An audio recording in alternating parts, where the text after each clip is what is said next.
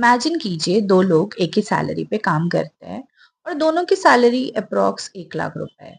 But 10 साल बाद एक जन करोड़पति बनता है और दूसरा लोन्स एंड ईएमआई पे फंसा रहता है। ऐसा क्यों? डिफरेंस पैसे का नहीं है, डिफरेंस है पैसे को कैसे यूज करते हैं। आज हम एक सिंपल सा फाइनेंशियल रूल सीखेंगे जो बहुत लोगों की सोच बदल सकता है। वीडियो के एंड तक आप जानोगे कि कैसे एक छोटा सा फाइनेंशियल डिसीजन आपका फ्यूचर बदल सकता है। रिच पीपल बाय एसेट्स वे पुअर पीपल बाय लायबिलिटी। सबसे पहले एक सिंपल क्वेश्चन, एसेट होता क्या है?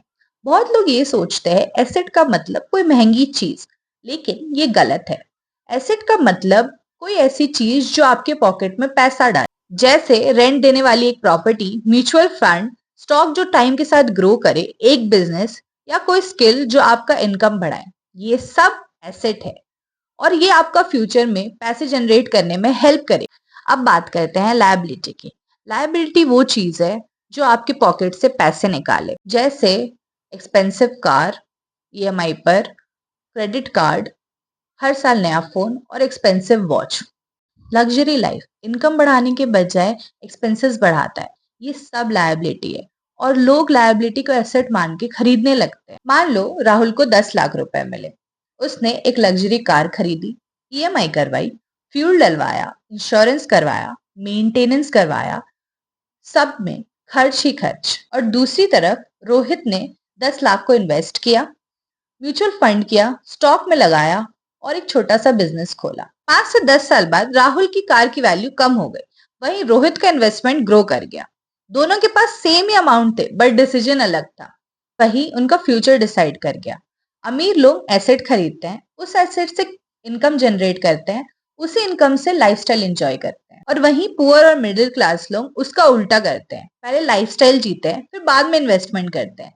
इसी वजह से सैलरी तो बढ़ती है पर कभी सेविंग्स नहीं बढ़ती। सोचिए अगर आप 5,000 हर महीने लगाते हो और सालों तक उस पर रिटर्न मिलते रहे। टाइम इन्वेस्टिंग का सबसे बड़ा दोस्त है, तो कंपाउंडिंग की वजह से वेल्थ धीरे धीरे बढ़ती जाती है। इसीलिए सक्सेसफुल इन्वेस्टर्स लोग बहुत जोर देते हैं जल्दी स्टार्ट करने के लिए।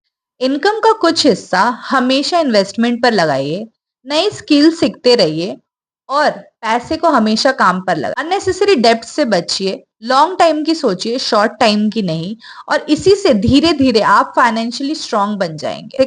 याद रखिए, रिच होना सिर्फ पैसे का खेल नहीं है, सही फाइनेंशियल डिसीजन का गेम है। से हर सैलरी के बाद खुद से यही सवाल करिए कि मैं लायबिलिटी खरीद रहा हूँ या एसेट खरीद रहा हूँ। अगर आप आज से ही एसेट बनाना शुरू करोगे तो आप अभी से ही फाइनेंशियली बहुत स्ट्रांग हो जाओगे फ्यूचर के लिए।